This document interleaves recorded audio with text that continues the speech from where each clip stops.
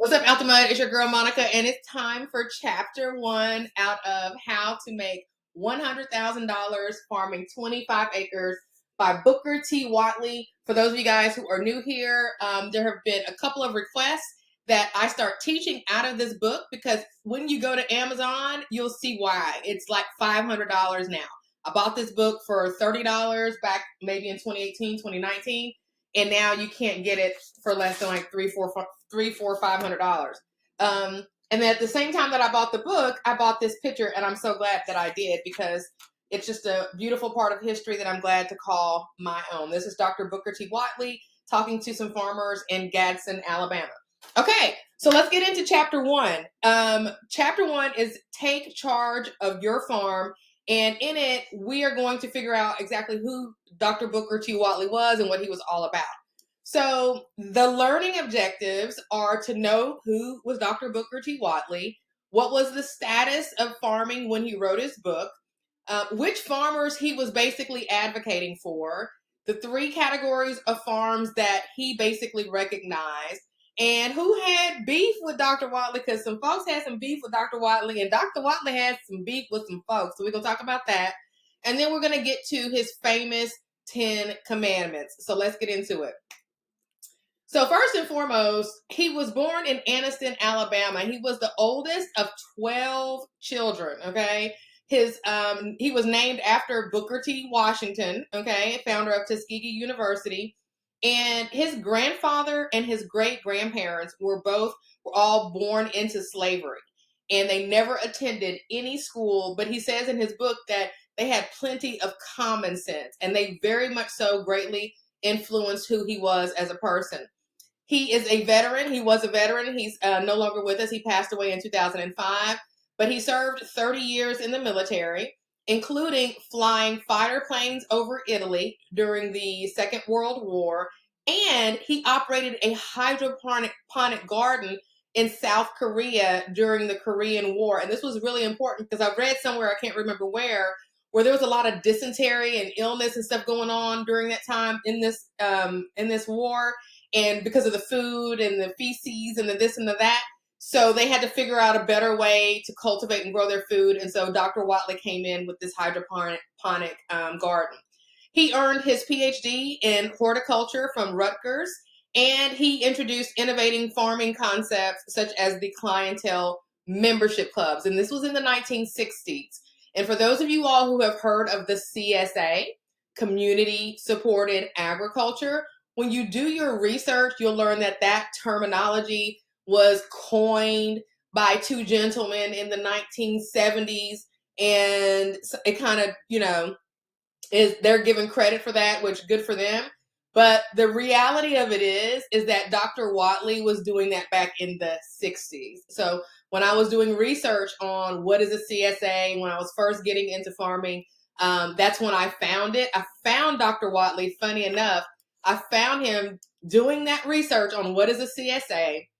I found him in an archived white paper in a footnote. That's how I found him initially. So when I started my farming journey, 2018, 2019, I'm a nerd. I was doing my research, CSA, what is a CSA? How do I start a CSA? And ran across him in an archived white paper, not a active one, an archived one. And he wasn't in the body of the white paper. He was in the footnotes. So as soon as I found him, I went down his rabbit hole, and that's when I went ahead and bought his book and this picture. So that's just a little, how I got introduced to Dr. Whatley. So here's some pictures of him. Underneath this video in the description box, I have linked all of the places where I've gotten these photos from, because I think it would be a cool idea for you to go kind of click on them. They're from different places and explore what they have to say about him. But he was a no-nonsense Alabama man that was about his agricultural business. So he's very interesting, and I do hope that this helps you get started in learning more about him. Okay, so let's talk about the farming climate during the 1980s. This is that picture that you see here on the right. This is that picture that I got off of Amazon. And the book that he wrote was published in 1987. This book was published by the Regenerative Agriculture Association in 1987. So let's talk about what was going on in farming during that time. The small farmer had some significant challenges. The USDA and Farm Service, everybody wanted everybody to go big. And they felt like if you weren't going big, you needed to get off the farm and go get a job. That was basically the consensus. But so what Dr. Whatley did is he advocated for sustainable agriculture. He didn't like this whole farming the government. He thought that was a bad idea. Most of your bigger farms, that's what they do even still today. And what that means is they're only existing because the government gives them subsidies. Like if the government didn't subsidize their farms, they wouldn't. In some cases, the government pays them not to grow or not to raise certain things. And so that's what Whatley did not like, right? He wanted to feel, he said that the USDA and the land grant college systems were basically excluding the small farmer. And so he didn't like that. So that's kind of what was happening in the 80s when he wrote this book and why he was so passionate about small farmers. So there are three categories of farms that Dr. Whatley recognized in the book. He said that there's the small farm, the 10 to 200 acres. There's the family farm, 200 to 1,000 acres. And then there is the large farm. And one of the things he pointed out in the book is he said, look, I'm not against big farms. I'm not against big agriculture. That's not what it's about. He felt as if there was a place for all of these different farms to coexist well without hurting one another. But he said there was nobody at that time really advocating for that small farmer. Everybody was like, go big or go home. So that's why he just championed the small farmer and was like, no, look, there's a way that the small farmer can sustain himself or herself, and this is how you should do it. And so we're going to talk about that here in just a second. So let's talk about who Whatley had beef with. The land grant college system. Like he called them the college bunch, right? Basically, he felt as if they did not have a new idea and that the ideas they did have did not help the small farmer. His words, not mine.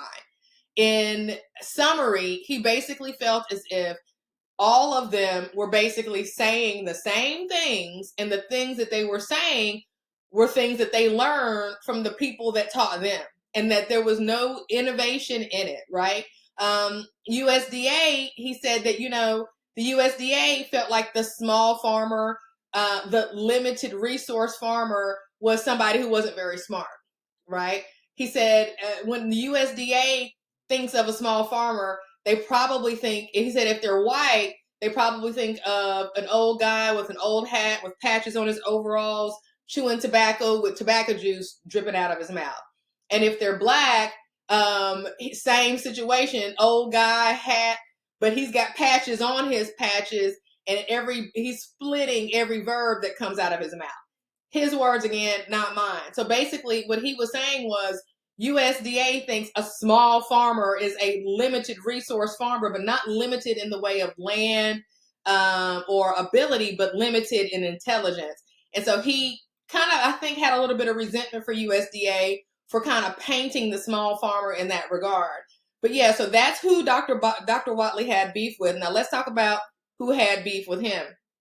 So this is the biggest opponent, Dr.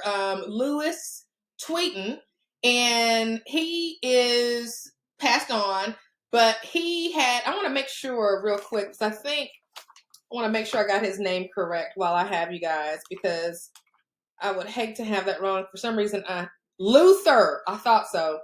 It's Luther. I'm sorry. It's not Lewis. It's Luther. Luther Tweeton, PhD, basically didn't like how Dr. Whatley was promoting these small farms. He was like, that's not going to work for everybody. And a lot of Dr. Whatley's peers were echoing Mr. Tweeton's sentiments that it was too complicated and that it wasn't going to help everybody. So what Dr. Whatley's response to that was that my grandfather and my grandparents were born into slavery and operated a farm way more complicated than what I'm talking about. It's because they had good common sense.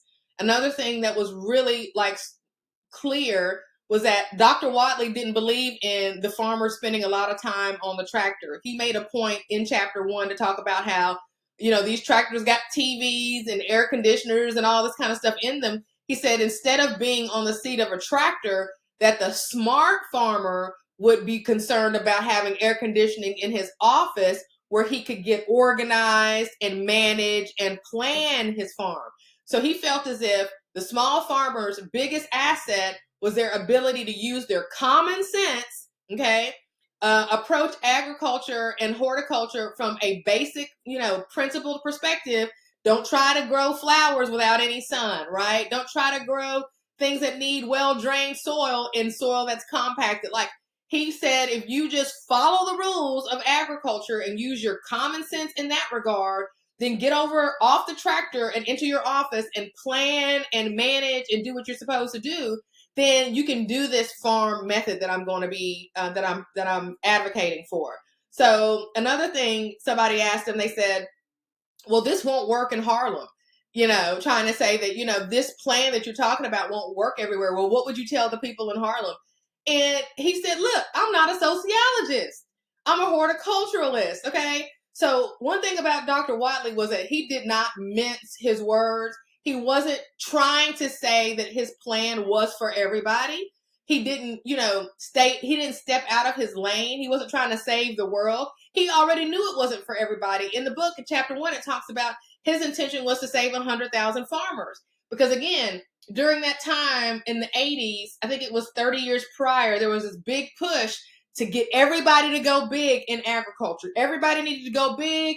Everybody needed to go, super high production. But if they didn't do that, they were basically shunned. And they said, you know what, you're not a part of our good old boys club if you're not going to do it our way. And so that's kind of what was happening then. So he knew he wasn't going to be able to get to and save everybody. So that was okay with him. So that was a big thing that I picked up from going back through chapter 1. It's just like, you know what? I'm not a sociologist. I don't know what they're going to do in Harlem. But this is what I know that can work if you have the common sense in order to apply it. All right, so let's get to the 10 commandments. So Dr. Whatley is known for the guru's 10 commandments. And a quick story about that. He didn't know what a guru was, right? He was on the speaking circuit. He started off, charging, little to nothing to speak, and ended up getting such, so much demand for him as a speaker that he started doubling his rate and whatnot. So one day he got a article printed in the newspaper about him, a local paper, and his wife's coworker had read the article because the person who wrote the article referred to Dr. Whatley as a guru. And apparently Dr. Whatley's wife's coworker made such a big deal. Oh, your husband's a guru, And so when she came home and told him, and they were like, let's look up and see what this word means. So once he realized what guru meant, that's when he told in the book, that's how he came up with the guru's 10 commandments. So let's talk about them. The first thing is year-round cash flow. He said the small farmer should have cash flow all year round. And one of the things he said also was the second principle is to have a pick your own business model. He said farmers markets, all this going to the farmers market, that's like a complete waste of the small farmer's time. He said, bring the people to you, okay? And that way now you don't have to, harvest, load up a truck, go to the market, sell, unload. It's just completely a waste of time. And honestly, having done the farmer's market, I will have to say I agree. Because number one, I'm in Rutherford County in Tennessee, and our farmers markets are, I think it was like Tuesday and Friday. I can't remember what days. They were like weird days. And it was open from like 7 in the morning till noon, right? And it wasn't even open on Saturday, I don't think. It was just like during the week. And I, as a businesswoman, I just knew that was like, if you really want people to be able to come, why are we not open on the weekend? And so that was one thing that I noticed. And I noticed a lot of farmers markets are like that. They have very odd hours and odd times, right? And it's limited. So when I did the farmer's market, I did it primarily just kind of get word out about my rabbit fertilizer and to kind of market myself or whatnot. But I knew after that first year, I wasn't really trying to go back. And when I read in his book, that he was like, that's a waste of time, I was like, 100% agree. So from that point to this, I've always had in my mind to have people come on farm when I'm up and running. So the other thing is a guarantee, create a market where everything is guaranteed using the clientele membership club system. This is basically the grandfather to the CSA. And all this is where people sign up to come and get produce and goods from your farm. And they pay an annual fee. In the book, he talks about a $25 annual membership fee. And that way you know who exactly is going to be buying from you. And so he says in the book that, people were like, well, what if, what if other people want to come that people aren't going to pay the annual membership fee? And he was like, oh, yes, they will. He says back then in the 80s, he says that these housewives, moms are concerned about what's going in their food, and they will absolutely 100%, if you've got what they need, if you're growing and raising what they need, they will pay you to make sure they can get food that is safe for their family. He was saying that back in the 80s, way before his time. Look at where we are now, okay, with all the concerns that we have around our food system. So the other piece is, he was like, yeah, so that's not a big deal, right? The other thing is, he didn't want just anybody and everybody being able to show up on your farm. He said that's why you need a clientele membership club. You put that out there, you get people to sign up, you know who's coming, and then you don't let them bring their pets. That was another thing. He was like, no pets. Let everybody keep their pets at home. Just come get what you need and get on out of there. You don't want to deal with pets. Principle number 4 is year-round full-time employment. He basically said that you need to be, or either your family, whoever's working the farm, you need to have somebody who is dedicated to it full time. None of this part-time stuff. Then he said you need to be located, your land needs to be located 40 miles outside of a population center. My thing is 25, but I'm not Dr. Whatley. But my thing is, if you can find something 25 to 40 miles outside of a major city, that's where you want to be, right? And of course, he said population center of 50,000. Remember, everything that I'm talking about in this book was written in the 80s. We're in 2024 now, okay? So even the title of this book, How to Make $100,000 Farming 25 Acres, there's people making $100,000 farming a quarter acre, okay? So just keep that in mind that, this book was written in the 80s. All right, so principle number 6, produce only what clients demand. One of the things that I went down the rabbit hole with was all of these unique things that I could grow, right? And the entrepreneur in me knew better. I would have to pull myself back in because you only want to focus on the things that people want. Yes, great. You found some weird eggplant, right? And you want to grow, I think it was purple potatoes for me. I was like, when I found purple sweet potatoes, I was like, oh my gosh, I'm going to grow purple sweet potatoes. Nobody wanted purple sweet potatoes. It was just a cool thing for me. So I'm on Baker's Creek ordering purple sweet potato seeds, thinking that I'm just the stuff. And nobody wanted purple sweet potatoes, right? So he says you only need to grow or raise what your people in your club want. Makes sense, right? The next principle is avoid middlemen and middlewomen like the plague. He was very clear on that. They basically cut into your profits and you don't need them. And if you're doing the model, using his 10 commandments, they're coming to your farm anyway. So what do you need a middle person for? Okay. He wants you to also grow complementary crops that are high value. That's basically what this earning 3,000 an acre is all about. High value crops. Okay. So for me, just to give you an idea on, what I have as far as my crop list, obviously my rabbit fertilizer was out the gate, was number 1. Oyster mushrooms was on the list. Cut flowers is on the list. Obviously eggs, right? Fish, tilapia and catfish are on the list, and rabbits, okay, and quail. So those are the things that I could see that, were enough protein, and who doesn't love flowers? So complementary crops that would, tomatoes, great. I wasn't going to focus on that because most people are going to go get tomatoes wherever they're going to get them. Not to say that I couldn't grow them, and I probably will, But some of the things that I wanted to grow were the things that nobody else was growing, that I knew in my part of the woods, there's always somebody having a fish sandwich. There's always flowers being bought. There's always somebody needing eggs. And as far as the rabbit and the quail, good source of protein to be able to add into the mix. So the next one was weatherproof with drip irrigation and sprinklers. Like I told y'all in the last video, I don't mind, dealing with the USDA and NRCS, right? If you guys don't know what that stands for, NRCS is the Natural Resources Conservation Service, and they're a division of USDA, similar to Farm Services Agency. So typically when you go to your county's Farm Services Agency, there will be an NRCS office right down the hall.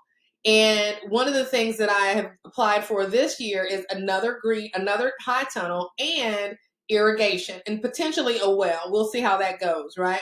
And so when Dr. Whatley put this as his ninth principle, I was like, you got to have it. Like, if you can't control a lot when it comes to Mother Nature, but if you've got an excellent source of water, you are halfway. You're better off than if you didn't. I'll just put it that way.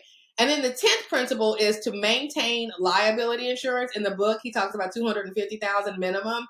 $1 million is better, right? I'm with Farm Bureau. I went and told my agent exactly what I was doing and my plans. And there is something that they can do called an umbrella policy with your farm. So definitely check into your insurance. Check with your insurance company about that. So that's basically chapter 1 in a nutshell. I'm looking forward to hearing what comments and questions you guys have in the comments. But at the end of the day, his business model, his farming business model is all centered around you having some land, right? And I know that everybody doesn't have land. So what I wanted to do was to invite you guys to join D Dynasty. And D Dynasty is a membership and community that I've created to get your name on the deed. And if you don't know my story, I'm a real estate broker in the state of Tennessee, have been since 2013. But in 2018, I almost got foreclosed on. But I avoided the foreclosure by selling my house the day before the auction. And the very next day, with horrible credit, horrible debt to income ratio, and spotty income, came and bought this 5-acre farm. And now that farm has basically doubled in value. So when I tell you that, I understand the challenges that are facing most people today that are trying to find land, trying to buy a house even. It's getting harder than it's ever been to be able to do that. So that's why I created D Dynasty. And I was inspired by, I have a lot going on, and the one thing that seems to get the most engagement is help me buy a house, help me buy some land, help me start a homestead. So I was inspired by all of the content on TikTok. When I start talking about that stuff, I get thousands and thousands of views there. This video, I think, has 696,000 views of me talking about how to buy a homestead, how I would do it or whatnot. And just people thinking, asking me about, are you going to start some classes? Can you teach me more about owner financing? And then on YouTube, at the beginning of this year, this video only had maybe 70 something thousand views. And now it's at 140. So I don't know what happened, but the algorithm picked it up and it started going super crazy. And there's all kinds of comments on that particular video about, hey, I'm so glad you put this out here, and so far and so on. So that is really what inspired me to be able to create D Dynasty. This is another video I did on my real estate channel talking about owner finance and land. And that's, again, 3 years ago. And so many different comments. There's hundreds and hundreds of comments. And I was like, you know what? I'm going to shut my other business down. It was slow anyway. And I'm going to put all my focus on helping people get their name on a deed. So I want to invite you, if that's you, if you need some property, if you need some land, but you've got jacked up credit, your debt to income ratio is not good, got a lot of student loan debt. That was my situation. All of the things that are keeping you from getting approved for a traditional mortgage, I can help you circumvent that entire system. I did it myself. And I'm so thankful to God that I did. And he guided me through that entire process, because now the net worth of my family has gone up. Like if I was to sell this farm, I'm walking away with no less than $400,000 in 6 years. So it's so super serious that you get your name on a deed. And this is anywhere in the United States that you can do this, right? Anywhere in the United States. And I don't really care what deed it is. I don't care if you buy a piece of vacant land, property with some, old mobile home on it. I don't care if you're trying to buy your first home. I don't care if you own a business and you're trying to buy a strip mall because you're tired of paying your landlord and you want everybody to pay you. Owner financing is something that you can do with any class of property, land, farms, residential, commercial, apartment complexes. It really doesn't matter. So I'm inviting you guys to become a founding member of D Dynasty in 2024. The opportunity to do that is going to go away at the end of the year. And what I'm going to be doing is helping you get your name on the deed to some property. So I'm super excited about it. One of the things that I wanted to do for the first 50 of you guys that decide to become founding members is to let you know that I personally will get your property under contract for you. And so if you don't know about real estate and what that means, basically that's the hardest part. Convincing somebody who owns the property to agree to sell it to you, right? With terms that you would like to be a part of the deal, right? So for the first 50 of you, my Tennessee LLC is going to get your property under contract for you and basically assign it back over to you. And if the seller doesn't like an assigned contract, we'll figure it out. But the bottom line is that's one of the pieces I'm going to be showing everybody how to do. But for the first 50 of you who take action and say, hey, I want to be a founding member, the first 50 founding members, I'm going to do that for you just for taking quick action.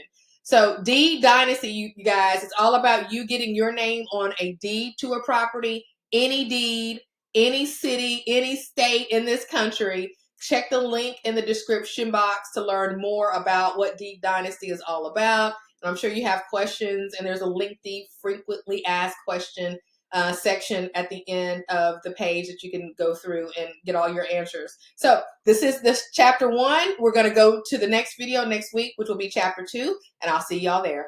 Peace.